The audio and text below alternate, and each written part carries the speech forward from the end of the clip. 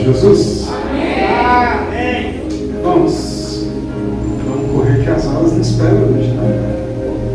Hoje o mundo está diferente. Eu quero convidar os irmãos para abrir as Bíblias em Marcos capítulo 5.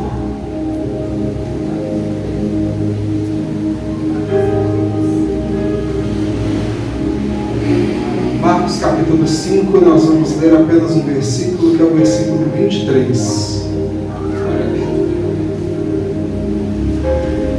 Eu vou ler já para não tomar muito tempo. Diz assim a palavra do Senhor: E rogava-lhe dizendo: Minha filha está moribunda, rogo-te que venhas e lhe imponhas as mãos para que saia e viva. Meus irmãos podem se assentar. Irmãos, eu vou tentar ser rápido, tá, irmãos? Normalmente eu falo bastante. Então, Glória a Deus. mas, de verdade, irmãos, eu não sei vocês, tá? É um culto que eu olhei pro relógio agora. Até então eu não estava nem preocupado com o horário. Porque quando Deus ele vai trabalhando no nosso meio, a gente vai sentindo a alegria de estar na presença de Deus e o resto parece que fica para lá. Aleluia. E Deus ele já está falando aqui nesse lugar. Pode ser que talvez o que você veio buscar, ele já falou com você essa noite. Talvez não é nem para você essa palavra. Pode ser que seja para o seu irmão do lado. Mas essa passagem que eu li, irmãos, ela fala sobre Jairo e a sua filha que estava enferma. E esse texto ele vai estar em alguns livros do Novo Testamento. E, se eu não me engano, é no livro de Lucas, que vai dizer que, quando diz aqui moribunda, lá no livro de Lucas vai dizer que ela já estava à beira da morte. Então talvez ela estava já com uma enfermidade que era grave. E a primeira coisa que me chamou a atenção quando eu comecei a ler essa mensagem foi que Jairo talvez não era qualquer pessoa. Jairo era alguém que tinha relevância. O texto vai dizer que ele era um dos principais da sinagoga. Então talvez ele era alguém estudioso, ele era alguém letrado, ele era alguém que tinha uma importância na sociedade. Talvez ele não era qualquer um, talvez ele era aquela pessoa que quando passava todo mundo queria cumprimentar também. Só que ainda assim, quando ele teve um problema, ele se lembrou foi de Jesus. E a primeira coisa que o Senhor ministrou para mim é que não importa quem você seja, quem eu seja, nós precisamos estar sempre conectados com Jesus. A Bíblia também vai trazer o exemplo, por exemplo, de Daniel, que foi levado como um prisioneiro, é bem verdade, para a Babilônia. Mas ele foi levado como um sábio, como um jovem instruído, para ser ainda mais instruído, para ter responsabilidades. Só que ainda assim o texto vai dizer que apesar das responsabilidades, apesar dos desafios, apesar de estar num lugar que não era propício para adoração, ele se propunha a orar 3 vezes ao dia. A gente vem falando num ano aqui sobre reconstrução e um dos desafios que a gente colocou aqui foi a leitura bíblica e a oração diária. Para que a gente pudesse criar o hábito de orar e ler a Bíblia, de passar mais tempo com Jesus. E talvez a gente não precisaria, como cristão, precisar de um desafio para ler a Bíblia e orar. Mas talvez foi assim que Deus nos despertou esse ano para orar mais e para ler mais a Bíblia. E aí às vezes a gente usa como desculpa de que, Senhor, mas eu estou ocupado. Mas o meu dia é cheio de afazeres. Mas eu tenho que cuidar de criança, eu tenho que trabalhar, eu tenho que fazer isso, eu tenho que fazer aquilo, eu ainda tenho coisa de escola para fazer. E às vezes a gente chega às 11 horas da noite e talvez a gente não parou para falar com Deus.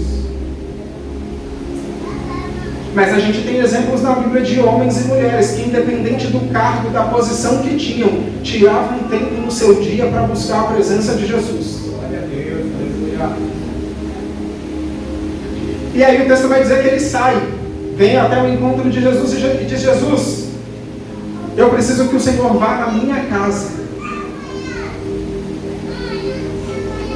E a gente também precisa entender que Jesus ele não é uma escada para a gente chegar em algum lugar. Então não é, eu preciso de um emprego, então eu busco Jesus. Eu preciso de uma cura, então eu busco Jesus. Eu preciso que Jesus transforme a minha família, então eu busco Jesus. Se Ele fizer alguma coisa, glória a Deus por isso, a gente busca Jesus. Se Ele não fizer, a gente continua buscando a Jesus ou a gente sai correndo. Porque a gente canta com muito fôlego no pulmão. Se Deus fizer, Ele é Deus. Se não fizer, aí a gente canta assim: eu não vou mais na igreja. Aí a gente quer correr. Só que, de novo, a nossa caminhada com Jesus é constante. Aleluia. E uma das coisas que eu já venho falando aqui na escola dominical é que talvez o que mais resume, eu já falei isso aqui, talvez pregando também, o que mais resume a nossa caminhada cristã é uma frase que eu digo para os meus filhos, que é: seja amigo de Jesus. Porque, eu vou dizer de novo para quem já ouviu, o amigo a gente gosta e a gente quer ver o amigo feliz, a gente não quer entristecer o amigo. A gente quer estar perto do amigo, a gente quer contar os segredos para o amigo vai na nossa casa e a gente vai na casa do amigo. A gente, nos dias de hoje, né, a gente fica conversando talvez até tarde com um amigo no WhatsApp. A gente quer proximidade, a gente quer intimidade, a gente quer trocar ali as nossas confidências. Só que a gente faz isso com todo mundo, menos com Jesus. Então talvez o que mais resume a nossa caminhada cristã é ser amigo de Jesus. Porque se eu sou amigo de Jesus, eu não vou fazer o que entristece Jesus. Se eu sou amigo de Jesus, eu quero estar na casa de Jesus. Eu quero que Jesus esteja na minha casa. Se eu sou amigo de Jesus, eu quero falar com Jesus todos os dias, não só quando eu lembro, ou não só quando eu não tenho dinheiro para pagar uma conta. Se eu sou amigo de Jesus, eu quero Ele na minha vida toda e qualquer momento. E Jairo veio buscar Jesus. Talvez ele podia dizer: não, mas eu sou importante já, Jesus que vem até mim. Mas ele deixou o ego dele de lado, ele deixou a posição dele de lado, ele falou: não, eu preciso e eu vou atrás do que eu preciso. E ele tinha fé. Ele disse: se eu for lá, fala: Senhor, se o Senhor for lá na minha casa e colocar as mãos sobre a minha filha e decretar que ela está curada, ela vai ser sarada. Ele tinha fé para isso. Aleluia. E ele foi lá e foi atrás de Jesus. Só que o texto vai dizer que, à medida que ele encontra com Jesus e Jesus toma a decisão de ir até a casa de Jairo, vem uma multidão. E essa multidão vai seguindo eles até certo ponto. E talvez no meio do caminho, a gente vai se deparar com uma outra história. Talvez aquelas histórias nem eram para se cruzarem naquele dia. Mas a gente vai se deparar com uma mulher que já estava enferma e já tinha um fluxo de sangue há 12 anos. E a Bíblia vai dizer que ela já tinha gastado todo o seu dinheiro. Ela já tinha ido nos médicos, ela já tinha procurado tratamento, ela já tinha feito N coisas que estavam ao alcance dela, buscando talvez uma oportunidade de ser curada. E talvez a fé dessa mulher era um pouco maior do que a de Jairo. Porque Jairo pensou assim: olha, se o Senhor for lá na minha casa colocar as mãos sobre a minha filha, então ela vai ser curada.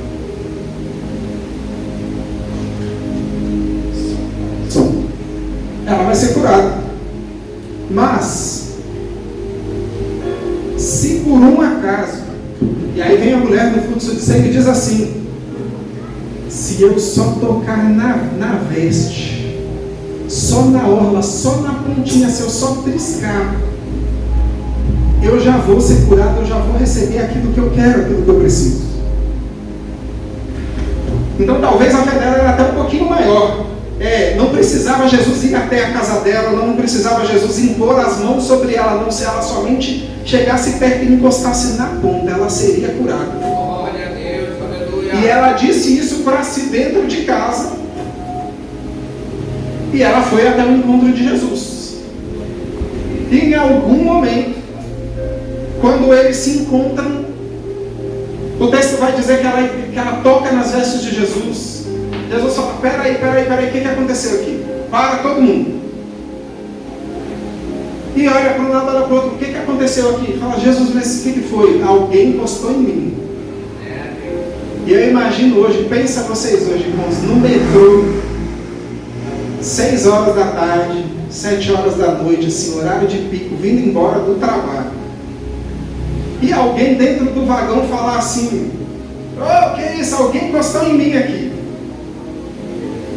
Talvez vai começar uma risonhada dentro do lugar. Eu falo, meu amigo, é horário de picos, principalmente se pegar a estação Santo Amaro ali, né? Falar, rapaz, mas você não está vendo que o vagão está cheio? Não está todo mundo encostando em você. Só que e os discípulos falaram algo nesse sentido, Jesus, Senhor, olha aqui, olha o tanto de gente que tem Jesus. Só que Jesus fala, não, alguém me tocou de um jeito diferente. Porque eu senti que de mim saiu virtude, saiu poder. Então alguém tocou de um jeito diferente. Talvez tenha um monte de gente tocando em mim. Mas alguém tocou em mim de um jeito diferente. E foi só por causa desse toque que foi liberado o poder. Glória a Deus, aleluia. E ela fica, fala ou não fala, fala ou não fala, fala ou não fala. E aí olha para um lado, olha para o outro. Não tinha como esconder. Então, tá bom, Jesus, foi eu que toquei. Só que aí,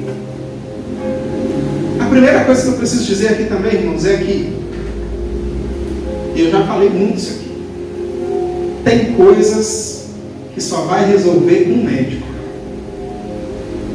Às vezes Deus vai fazer a gente passar por um processo.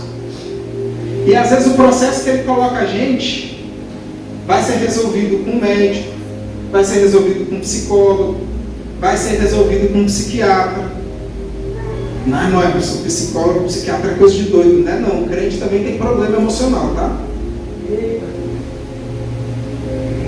Está falando alguém aqui com vocês que está tratando, porque eu já tenho contado para vocês um pouco do processo. Então eu estou falando com experiência própria. Só que também tem coisas que só vão se resolver quando a gente tiver um encontro com Jesus.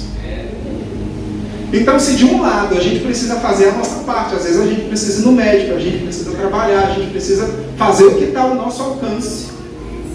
Do outro lado tem coisa que não está no nosso alcance. E é só quando Jesus chegar no nosso caminho que a gente vai conseguir resolver esse problema. É só quando a gente tiver um verdadeiro encontro com Jesus que às vezes uma área da minha e da sua vida vai ser curada, vai ser restaurada. Glória a Deus. Aleluia, verdade. Porque, de novo, tem coisa que se a gente for no médico tomar um remédio, resolve. Mas tem coisa que é Jesus fazendo você passar por um processo. Não estava planejado eu falar isso aqui não, mas eu vou dizer. Deus chega para Abraão e diz a Abraão, eu vou fazer de você pai de nações, de multidões. A sua descendência vai ser tão grande que é como a areia do mar e as estrelas do céu. Não dá para contar. Você começa a contar e você perde a conta. Aí Abraão fala, ô glória, eu creio. Né? Aí o texto vai dizer que a madre de Sara estava cerrada. Estava fechada. Aí com muito sacrifício, Deus vai lá, abre a madre, ela gera Isaac. Aí Isaac vai, cresce, passa os anos, se casa. Vai continuar a promessa, né? Uma grande nação, uma grande multidão. E o texto vai dizer que Rebeca era estéril. Porque tem coisas que precisam do agir de Deus. E às vezes é Deus que cria uma situação na nossa vida, para que Ele possa manifestar o poder dele na nossa vida, e para que o poder dele possa se mostrar para nós e para os outros que estão de olho na nossa vida. Porque uma das coisas que eu também tenho falado muito aqui, irmãos, é que que Deus gosta que a gente conte as nossas próprias experiências. Deus não gosta que a gente fale da vida dos outros. Paulo vai dizer em uma das cartas: cuide de cada um dos seus próprios negócios. Em outras palavras, ele está dizendo: toma conta da sua vida. Só que para que a gente testemunhe, às vezes Deus coloca a gente no processo, para que a gente possa falar do poder de Deus agindo na nossa vida, para que isso vai edificar a vida de outra pessoa.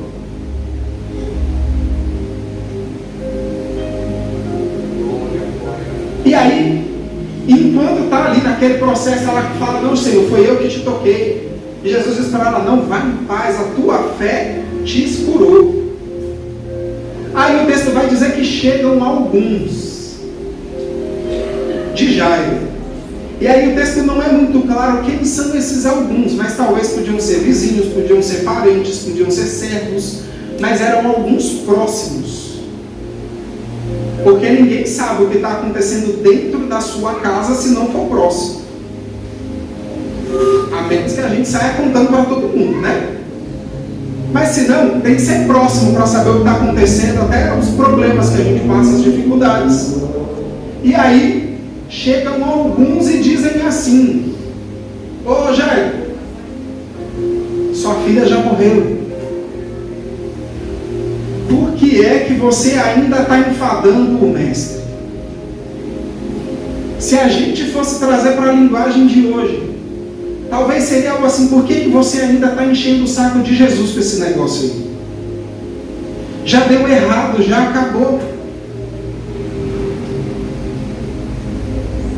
E foi cantado aqui hoje uma série de louvores falando que não terminou, não acabou ainda, que é Deus que faz, que é no tempo dele. Só que aí chega alguém, e não é dos de longe, é Deus de perto, e fala: para de orar por esse negócio aí. Você vai para a igreja, vai para a igreja, vai para a igreja, o negócio está só piorando.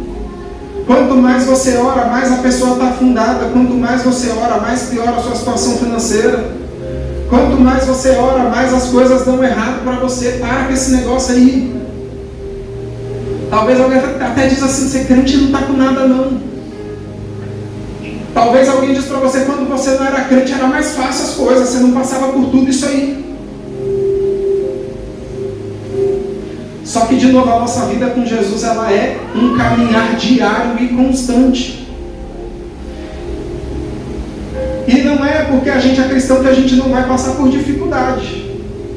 Porque tem gente que vai pregar por aí: não, você é crente, então não aceite passar por problema. Mas Jesus diz: ei, o discípulo, o aluno não pode ser maior do que o mestre. Então, se o mestre passou por dificuldade, então o discípulo e o aluno vai passar também. Aleluia! Eu vou dar um exemplo, irmãos, para vocês.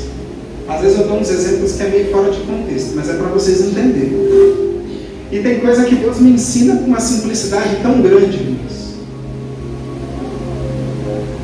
Eu lembro que quando eu casei, já tem uns 13 anos já, mas na época que eu estava, antes de eu namorar com a Dalila ainda, eu lutava Muay Thai.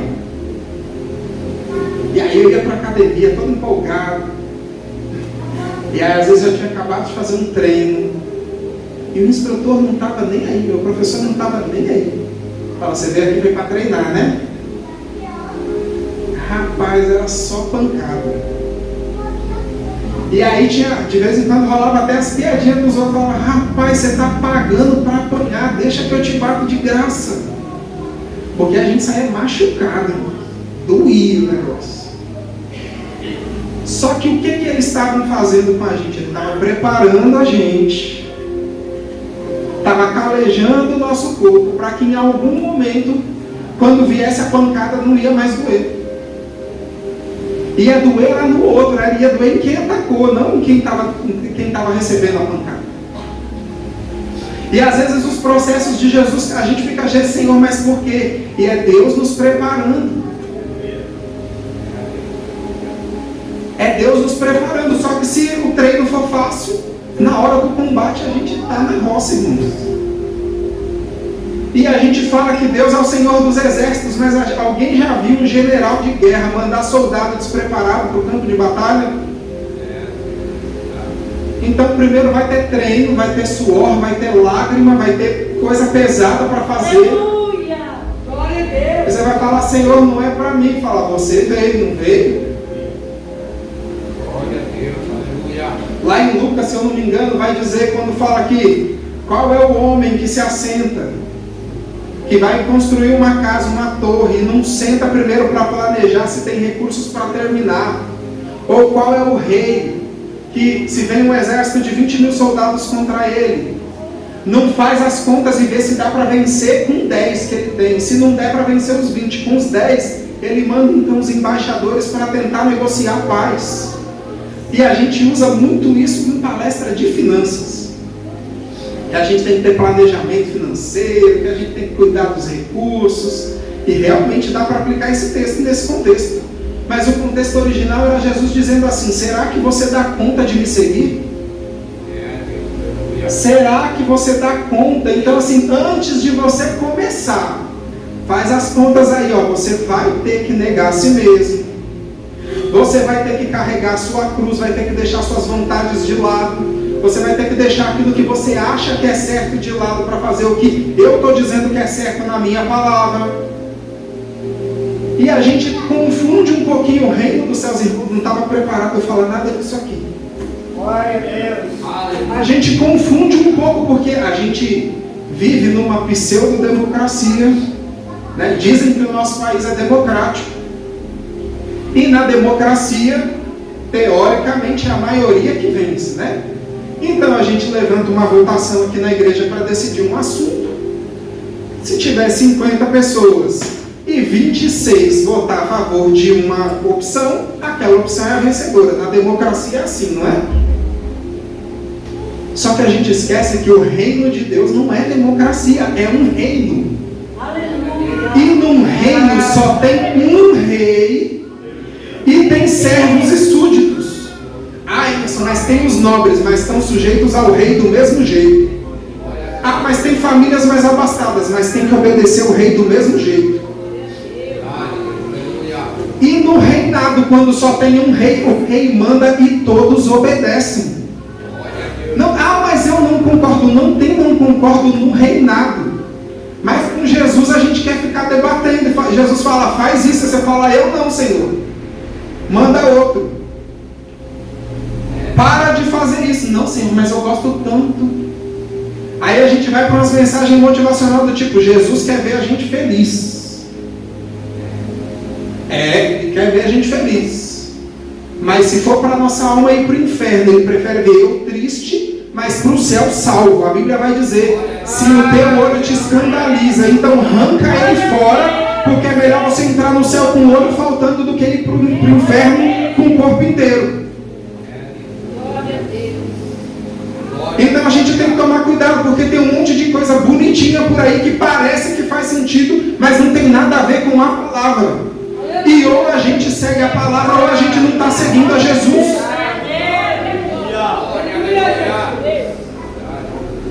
Quando a Bíblia vai falar de nós sermos filhos de Deus, quando a Bíblia vai falar de, uma vez chegam e falam, Jesus está aí, seus irmãos, suas mães, sua mãe, seus parentes. A resposta de Jesus é, meus parentes, quem está próximo de mim é quem obedece a minha palavra. E se não obedece a palavra, não adianta pular, rodar, cantar, saltar, tocar instrumento, falar em línguas, fazer tudo ao mesmo tempo. Aleluia, glória, glória.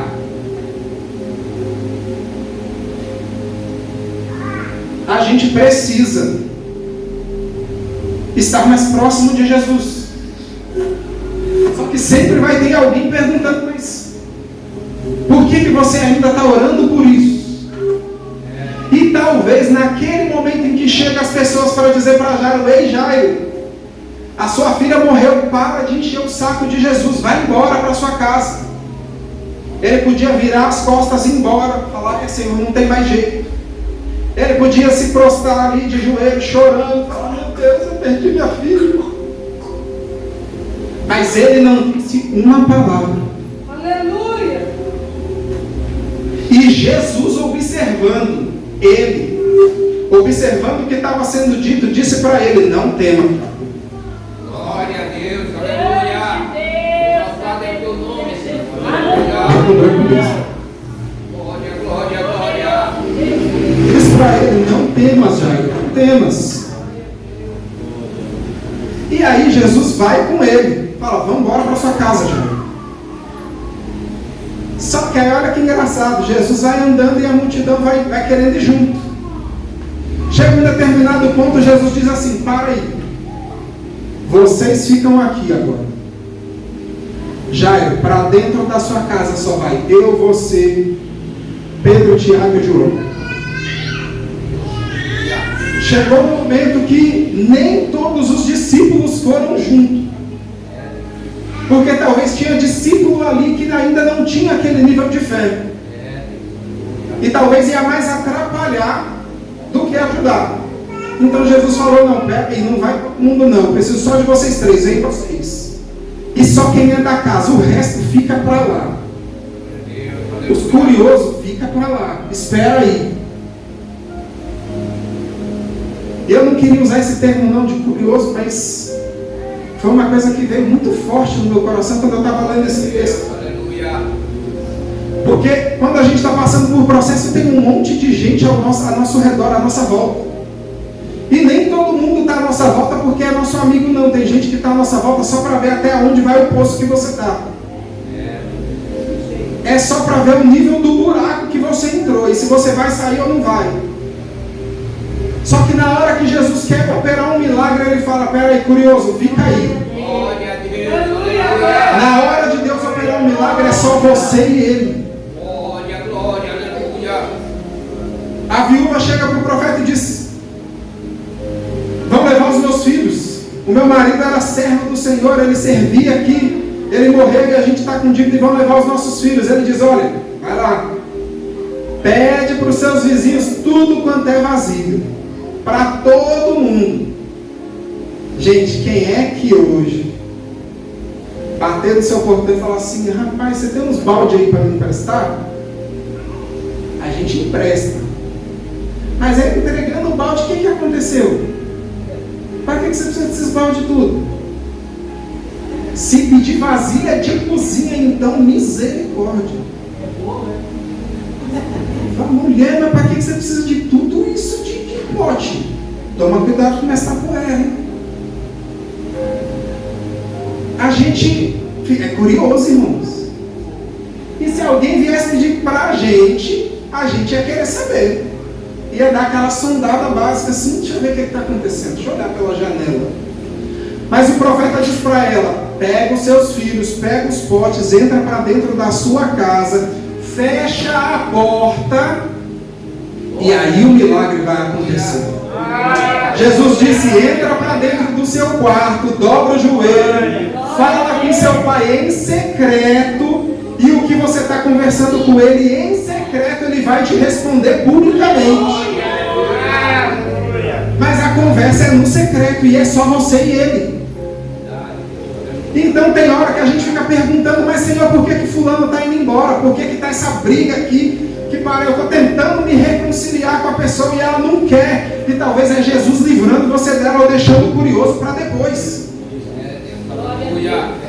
Deus promete para Abraão: Abraão, vai para a terra que eu vou te mostrar. Vai que eu vou te mostrar. Vai que eu vou te mostrar. Sai do meio da sua parentela. Glória a Deus. Aí Abraão fala: tá bom, Senhor, obedecerei.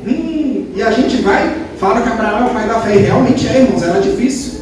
Mas Abraão fala: ô Ló, vem cá, meu sobrinho, vamos comigo nessa viagem. E Deus falou: sai do meio da parentela. Mas aí Abraão vai lá e leva Ló. E quando a gente vai ler essa história, o texto vai dizer que Deus não fala mais com Abraão enquanto Ló está com ele. E às vezes a gente está: mas Senhor, o Senhor me fez uma promessa, já foi cantada aqui hoje. O Senhor me fez uma promessa, será que o Senhor esqueceu? Não, eu estou esperando você tirar o Ló da sua vida. Porque aí Deus colocou uma contenda entre os pastores, Deus permitiu uma briga entre os pastores, para que eles chegassem à conclusão de que falasse assim: rapaz, a partir daqui eu tenho que ir um para cada canto, não dá para andar mais junto. E aí ainda falou assim: olha, para onde você escolher, eu vou para o outro lado. Aí a gente pensa assim, né, ser humano bonzinho. Não, Ló vai ser super bonzinho, porque Abraão levou ele, cuidou dele, né, e vai deixar ele, que é mais velho, respeito, vai deixar ele escolher a melhor parte, né? O texto vai dizer que Ló olhou para um lado, olhou para o outro e falou: eu vou para lá que é mais bonito. E você vai para cá, tio. E talvez eles não tinham que escolher território se Abraão não tivesse levado Ló. E aí foi eles se separarem. Deus aparece para Abraão de novo e fala: vem cá, rapaz, deixa eu renovar a promessa que eu fiz para você, porque eu não disse que a sua descendência ia ser grande. Eu não disse que não ia dar para contar, então eu estou renovando a promessa que eu te fiz. Só que eu não falei antes porque o Ló curioso estava do seu lado. E aí a pergunta é: quando é que você vai deixar o Ló ir embora? A outra pergunta é: quem é o Ló que você precisa tirar da sua vida? Porque nem sempre o Ló é uma pessoa. Mas às vezes alguma coisa ou alguém vai ter que sair para que a glória de Deus venha se manifestar. Porque não tem como encher algo que já está cheio de outra coisa. Tem que esvaziar primeiro e aí enche com aquilo que é novo. Aleluia! E aí talvez as suas companhias, as suas amizades, Deus está tentando tirar porque Ele tem algo melhor para você. E você está: não, Senhor, não. Ele está falando: sou eu que estou tirando. Graças a Deus! Glória. Às vezes talvez precisa Deus dar uns gritos, uns apertos em você, para você entender que é Ele que está tirando Ló. Glória, aleluia. Jesus entra dentro daquela casa e Ele cura aquela menina. Talvez todo mundo que estava ali dentro daquela casa, quando Jesus entra e diz: ei, não se preocupa não que ela está dormindo, o texto vai dizer que eles riram. Fala assim: meu Deus, esse homem está maluco. A gente já viu, já foi lá, já pôs a mão, já está frio. Já pôs a mão no nariz, porque antigamente não tinha tanto aparelho médico, né? Então já pôs a mão no nariz, não está saindo ar, o peito não mexe mais. Mas ele falou: está dormindo. E ele opera o milagre. E quando ele termina, ele diz para a família assim, fala: olha, não sai contando o que aconteceu aqui não. E não é porque não era para testemunhar do milagre, porque o testemunho do milagre já ia se dar naturalmente. Aquela menina ia andar para fora de casa, os vizinhos iam ver, todo mundo ia ver que ela estava de pé. Só que como o milagre aconteceu, tem vezes que é só para eu e você saber. Porque tem gente que não crê. Não crê antes, não crê durante, não vai crer depois. Aleluia! E aí é melhor você guardar para você a sua experiência. Só que tem uma última coisa, irmãos. Eu já vou encerrar.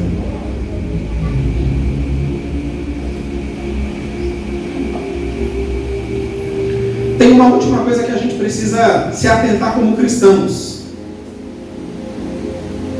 que é ter menos falação e mais ação. Tem um texto na Bíblia que vai dizer que os filhos das trevas são mais prudentes do que os da luz. E eu já vi muita gente usar esse texto e às vezes dizer ele de boca cheia, porque os filhos das trevas são mais prudentes que os da luz. Mas isso deveria ser um motivo de vergonha para a gente. Porque semana, se eu não estou perdido no tempo, semana passada a gente teve uma baita de uma palestra aqui de saúde, né?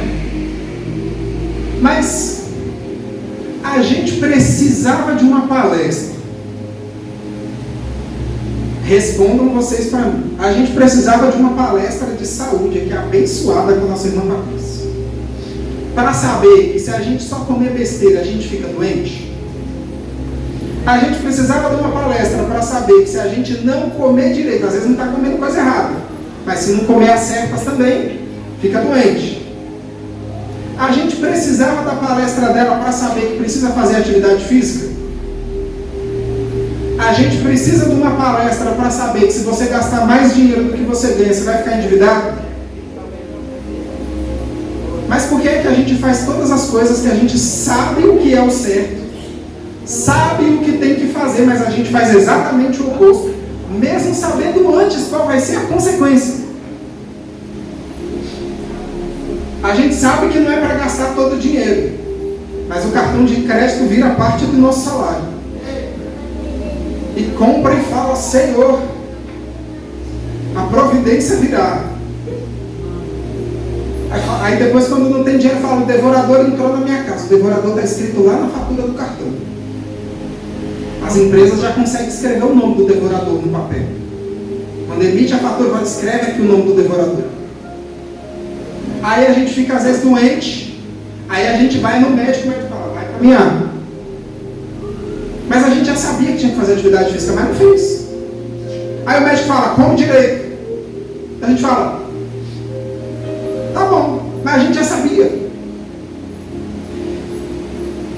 A gente sabe, a gente fala aqui na igreja que aquilo que sai da nossa boca gera realidade no mundo espiritual. A gente prega aqui sobre profetizar, sobre usar a nossa boca para abençoar. Só que talvez quando a gente está na hora do aperto, a última coisa que a gente pensa é em profetizar. Talvez a gente fale: está tudo uma droga mesmo, está tudo ruim, está tudo acabado, não tem mais jeito. Só que o texto diz aqui que Jairo disse para Jesus: se você for na minha casa e impor as mãos, ela vai ser curada.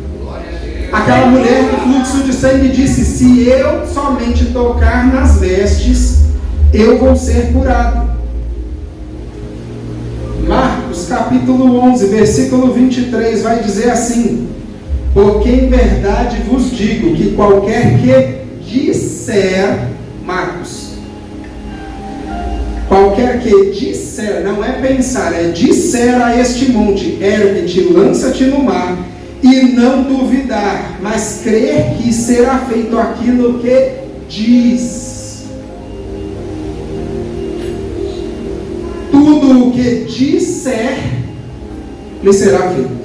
Glória a Deus, aleluia. Só que a gente fala: eu creio, eu creio, eu creio, mas na hora que o teste vem, o que sai da nossa boca diz que a gente não crê tanto assim. E a gente precisa falar menos às vezes, ou pensar menos e agir mais. E o agir começa com o que a gente fala, expressa com a boca. Então, se eu creio, eu vou dizer coisas que comprovem que eu creio.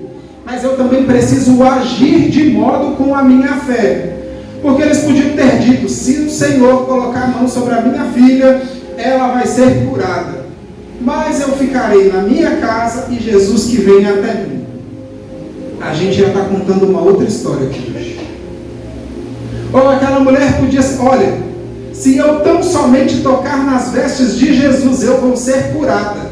Mas se ele passar na minha rua, aí eu saio para fora e eu vou tentar encostar na veste dele.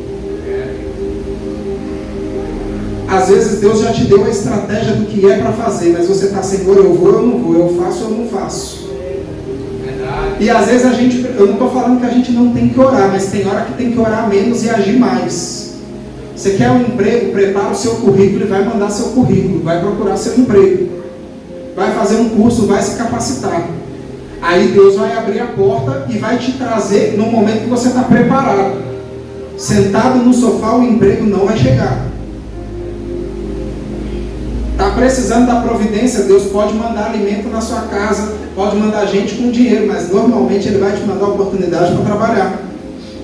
Você fala: Senhor, eu quero fazer algo na tua obra. Aí às vezes o que pedem para você fazer é limpar o banheiro. Você fala: não, limpar o banheiro eu não quero não. A gente precisa se dispor a fazer. Porque a gente fala muito, a gente canta muito, mas a gente faz de menos. E a fé sem obras, ela é? Só que eu não faço para que eu tenha fé. É porque eu já tenho fé e eu já creio. E porque eu confio na palavra de Deus, é que eu vou fazer de acordo com o que eu creio e Ele disse. Glória a Deus, aleluia. Então, se Ele disse, se Ele liberou uma palavra para mim e para você, então nós vamos agir de acordo com a palavra que Ele liberou. Aleluia. Mas a situação é contrária, irmão Emerson, mas é de acordo com a palavra. Aleluia. Mas está todo mundo contra mim, mas é de acordo com a palavra. Glória a Deus. Aleluia. Glória a Deus. Aleluia. Que nós possamos, eu encerro aqui, irmãos, que nós possamos verdadeiramente crer naquilo que o Senhor está nos dizendo. Aleluia. Que nós possamos nos mover na direção daquilo que Ele está nos dizendo. Glória a Deus. Para que as pessoas possam ver através de nós a ação do poder de Deus. Porque Deus quer fazer em mim e em você uma grande obra.